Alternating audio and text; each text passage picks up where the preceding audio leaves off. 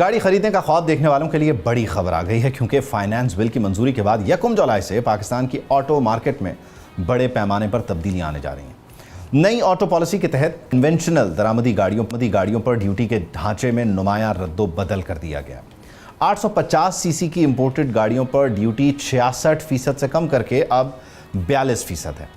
1000 से 1500 सीसी तक की जो गाड़ियां हैं उस पर 76% से ये कम होकर 52% कर दी गई है, जबकि 1500 से 1800 सीसी गाड़ियों पर ड्यूटी 91% से कम होकर 57% और 1800 सीसी गाड़ियों पर मजमूई ड्यूटीज और टैक्सेस 156% से कम करके 74% तक लाने की तजवीज़ मंजूर हो गई है।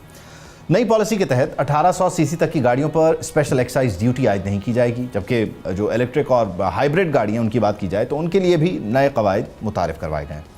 $75,000 तक की जो मालियत की दरामदी इलेक्ट्रिक गाड़ी है उस पर 30%, जबकि $1,10,000 से जायद मालियत की गाड़ियों पर 40% कस्टम ड्यूटी आयद होगी। 2 करोड़ रुपए से कम मालियत की इलेक्ट्रिक गाड़ियां फेडरल एक्साइज ड्यूटी से मुस्तस्ना रहेंगी, जबकि महंगी इलेक्ट्रिक गाड़ियों पर टैक्स लागू होगा। यूं हुकूमत एक तरफ छोटी और दरमियानी गाड़ियों के लिए दरामदी पॉलिसी नरम कर रही है, दूसरी तरफ लग्जरी और महंगी गाड़ियों पर टैक्स का बोझ बरकरार रखा गया है, और वहीं साथ ही साथ इस सब के बीच सनत है उसको लेकर भी सवालात मौजूद हैं। लेकिन आपका बुनियादी सवाल ये रहता है कि गाड़ियाँ कितनी सस्ती होंगी, उन्हें ख़रीदने का राइट टाइम क्या है।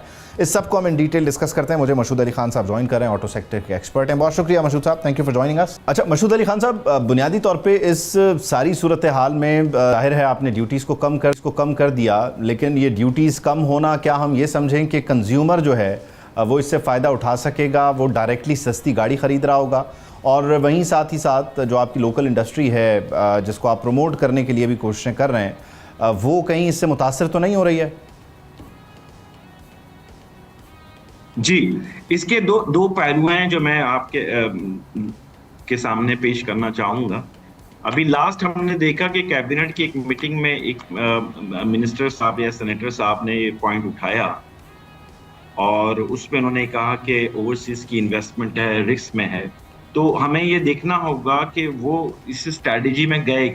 ये पॉलिसी तो हम 1 साल से सुन रहे थे कि चेंजेस आ रही है, 30 जून के बाद नई पॉलिसीज आएंगी। तो उसमें अगर आप सडनली पूरी मिनिस्ट्री को या मिनिस्ट्री ऑफ इंडस्ट्रीज को या गवर्नमेंट को हम ये कहते हैं कि यार हम import for the time being कम कर देते हैं और एक रिलीफ दे देते हैं, तो वो जो शॉर्ट टर्म में जो चीज़ आती है ना, तो हमें देखना होता है वो वॉल्यूम क्या है। वो पता चलेगा हमारे साल का वॉल्यूम डिस्टर्ब करेगी लोकल इंडस्ट्रीज के लिए। और एक तरफ गवर्नमेंट ने अपनी लोकल इंडस्ट्रीज को प्रमोट करने के लिए कोरियन और चाइनीज को पाकिस्तान ने पिछले 10 साल में बुलाया, उनकी इन्वेस्टमेंट कराई कि यार वो आए। उनके भी अभी चैलेंजेस हैं जिसमें हम कहते हैं कि आपकी लोकलाइजेशन नहीं है, आपको लोकलाइजेशन करना है, मगर ठीक है उन्होंने इन्वेस्टमेंट तो की।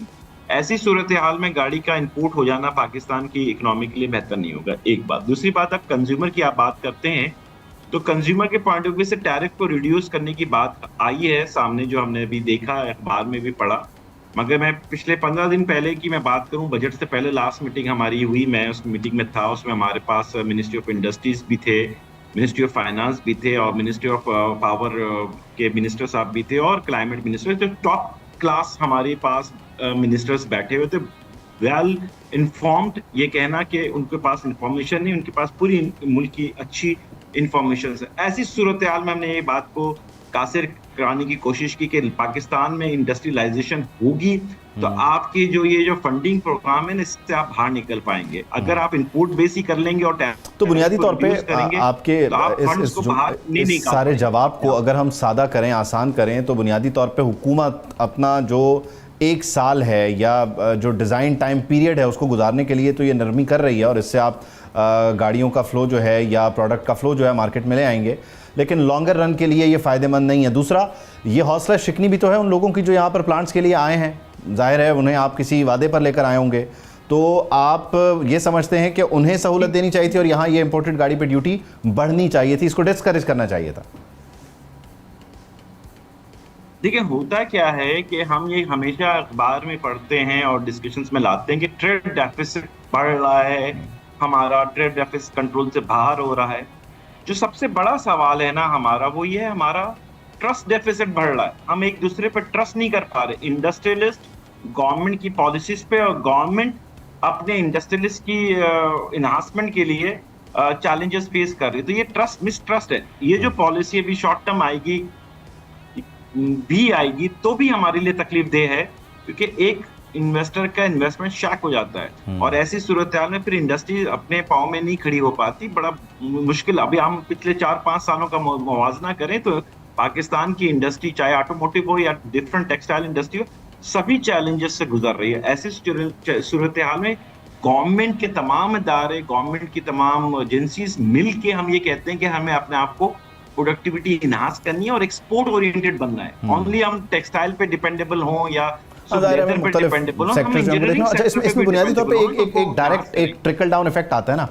एक शख्स है जिसने, जो कोई बहुत बड़े लेवल का कोई इन्वेस्टर नहीं है, लेकिन वो एक रूटीन में 1-2 गाड़ियों में अपने पैसों को घुमाता है और उससे 1-2 लाख रुपए कमा रहा होता है और वो फिर दोबारा उसको री इन्वेस्ट करता है। उसने एक 56 लाख की गाड़ी ली या उसने एक 60 लाख रुपए की गाड़ी ली, लेकिन पुराने टैक्सेस पर ली।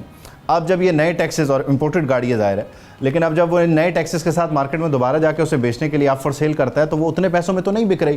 तो यहाँ पर आप कितनी कमी, यानी मार्केट कितना रियलिस्टिकली पैसों को गिराती है या गिरेंगे, वो उस पर ज़रा बताइएगा ना कि एक आम आदमी के लिए ये कितना डैमेजिंग है। खरीदने वाले के लिए तो फ़ायदा है, बेचने वाले के लिए कितना नुकसान है? जी देखिए, बात ये है कि अभी तक जैसे 30 जून 2026 तक अगर कोई हम गाड़ी को देखते हैं और फॉर एग्जांपल ले लेते हैं कि एक गाड़ी पे हमने 100 रुपए टैक्स दिया था, अगर गवर्नमेंट उसको 50 रुपीज 1 जुलाई 2026 से कर लेगी तो 50 रुपए तो आपके वैसे ही गिर गए ना, जस्ट फॉर एग्जांपल एक आम आदमी के लिए। तो जो वो जिसने खरीदी भी है 1 जून को, वो 1 जुलाई को 50 रुपए तो उसकी प्राइसेस वैसे ही कम आ जाएंगी। तो ये अनसर्टेनिटी है ना, ये प्लानिंग नहीं है, ये अनसर्टेनिटी है कंज्यूमर, इंडस्ट्रीज और गवर्नमेंट के इदारों के दरमियान। ठीक है, अनसर्टेनिटी को ही हम कहते हैं कि इसको रिमूव करें। और जाहिर है जब इस तरह से 50 रुपए अगर उस गाड़ी पे गिर रहे हैं, यानी हम एक क्या कहते हैं सिचुएशन बेस्ड बात कर रहे हैं, अगर 50% तक की उसकी कीमत गिर रही है, 50% टैक्स कम होने से जो उसके ऊपर इम्पैक्ट आ रहा है, तो ये इंपोर्टेड गाड़ी पे नहीं आ रहा, क्योंकि फिर ओवरऑल मार्केट इतनी ऊपर नीचे हो जाएगी या इतनी अनस्टेबल हो जाएगी कि जो आपकी लोकल गाड़ियाँ हैं उसकी कीमत भी ज़ाहिर मुतासर होगी। ज़ाहिर है वो उसका कोई परसेंटेज नहीं होगा, लेकिन फिर वो मुंह मांगे दामों वाला हिसाब तो चल रहा होगा ना। नहीं, देखिए ओवरऑल जब आप ये सिनेरियो करेंगे ना, इसमें तो लोकल इंडस्ट्रीज भी हिट होंगी। ऐसा नहीं है कि वो नहीं होंगी, वो भी अपने आप को मार्केट में सस्टेन करने के लिए या मेंटेन करने के लिए अपनी कोई स्ट्रैटेजी अप्लाई करता है। ऐसा तो नहीं है मार्केट पूरी ओपन दे दें। इस वक्त जो भी यूज गाड़ियाँ इंपोर्ट अगर होंगी तो उसका इम्पैक्ट डेफिनेटली आपकी आएगी। इसकी प्रोडक्शन गिर जाएगी, इनकी सेल गिर जाएगी। इससे वाबस्ता जो लोग होते हैं ना, जिसको हम शायद इग्नोर करते हैं, इनसे वाबस्ता इनके ऑटो पार्ट्स है। पाकिस्तान में तकरीबन हम कहते हैं 60 to 70% एक गाड़ी का ऑटो पार्ट्स मैन्युफैक्चरर है, उससे अलाइड इंडस्ट्रीज से रिलेटेड है, जो उसके साथ अलाइड इंडस्ट्रीज वाबस्ता है। एक पूरी चेन है, जब आप पूरी सप्लाई चेन को डिस्टर्ब करेंगे तो वो डिस्टर्बेंस आप एट द एंड गवर्नमेंट को भी चैलेंज फेस करना पड़ेगा। अब इसमें मुझे ये बताइएगा कि बुनियादी तौर पे एक तो अभी हम बात करें ना पुरानी गाड़ी की या इंपोर्टेड गाड़ी जो आ रही है, जैसे कि बाहर से वो चल के आ रही है, वो भी हम उसको पार्शली मान लेते हैं कि वो पुरानी गाड़ी है। एक जो आपकी लोकल प्रोडक्शन है, वहाँ पर भी हम देखेंगे कि वो एक्स फैक्ट्री जो प्राइस है वो भी नीचे आ जाएगी। जाहिर है फिर लोग नई गाड़ी की तरफ जाएंगे या पुरानी गाड़ी की तरफ जाएंगे। ऐसे में आप नहीं समझते कि फिर वो नई गाड़ी लोकल असेंबल की तरफ जाना चाहेंगे?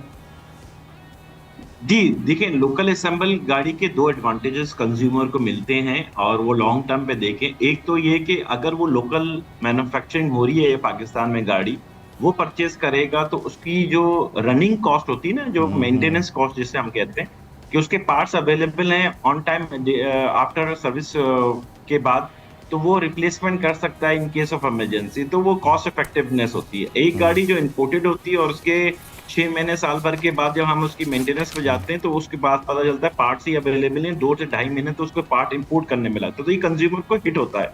और कई ऐसे कंज्यूमर हैं जो ये चैलेंजेस फेस कर चुके हैं। उनके शोरूम में जाके गाड़ी वर्कशॉप में खड़ी है और 1.5 महीने तक वो पार्ट नहीं आया, तो वो कंज्यूमर को फायदा क्या हुआ कि गाड़ी लेने के बाद भी अगर 1.5 महीने वो वर्कशॉप में खड़ी करता है। तो ये 2 डिफरेंस, मेजर डिफरेंस है। अच्छा। दूसरा है कि लोकल इंडस्ट्रीज में आज हम देखें तो हमारे पास पाकिस्तान में जापानीज, कोरियन और चाइनीज, यानी कि पाकिस्तानी कंज्यूमर के पास 3 डिफरेंट मॉडल्स मौजूद हैं। और अगर मैं रेंज की बात करूं तो तकरीबन 45 to 50 मॉडल्स ऑन रोड्स मौजूद हैं। तो कंज्यूमर के लिए तो choices, multiple choices already available हैं।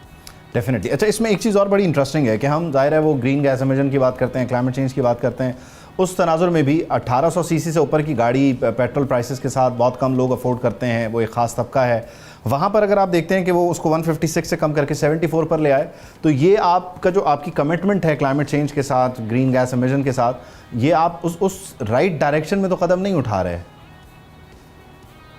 नहीं, देखिए, एक तो मैं थोड़ा सा रिन्यूएबल एनर्जी पे बात करना चाहूंगा। ये जो हम सोचते हैं ना कि इलेक्ट्रिकल व्हीकल्स पे चले जाएंगे तो हमारा इन्वायरमेंट डेफिनेटली बेहतर हो जाएगा, बहुत अच्छी बात है, but I think ground reality क्या है। दुनिया में जो डेवलप कंट्रीज हैं, चाहे वो अमेरिका, यूरोप और चाइना, ये तीन बड़े डेवलप कंट्रीज हैं, इन लोगों ने अभी इलेक्ट्रिकल व्हीकल्स के लिए एक्स्ट्रा ऑर्डिनरी सब्सिडीज दी।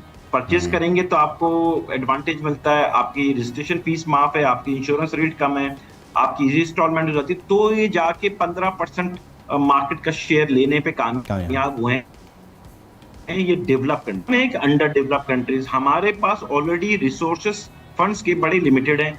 आप जानते हैं पिछले 1.5-2 साल में हम $1 बिलियन के लिए कितने लोगों के आगे हमने अपनी शनाख्त खोई, अपनी इज्जत खोई, $1 बिलियन के लिए। ऐसी सूरत हाल में अगर आप ये इंपोर्ट करते हैं इलेक्ट्रिकल व्हीकल्स, तो पाकिस्तान की इकोनॉमी की स्ट्रांग नहीं हो रही। आप मजीद गिन रहेंगे उनके सामने जिनके सामने आप खड़े नहीं हो पा रहे। ज़ाहिर है वो आपका इंपोर्ट बिल बढ़ जाता है, और दूसरा ये कि बढ़ेगा, हाँ, अल्टीमेटली बढ़ेगा। हम किसी को, और ये जिन कंट्रीज की हम बात कर रहे हैं, क्या वो चाइना हो, क्या वो यूएसए, उन्होंने लोकल मैन्युफैक्चरिंग पर ज़्यादा जोर दिया, उन्होंने वहाँ से इस सनत का पेट भरा है और फिर उस पर सब्सिडी दी है कंज्यूमर को, तब जाके वो यहाँ पर प्रिवेल कर सकें इलेक्ट्रिक गाड़ियों के तनाजुर में। बहुत शुक्रिया मशहूद खान साहब।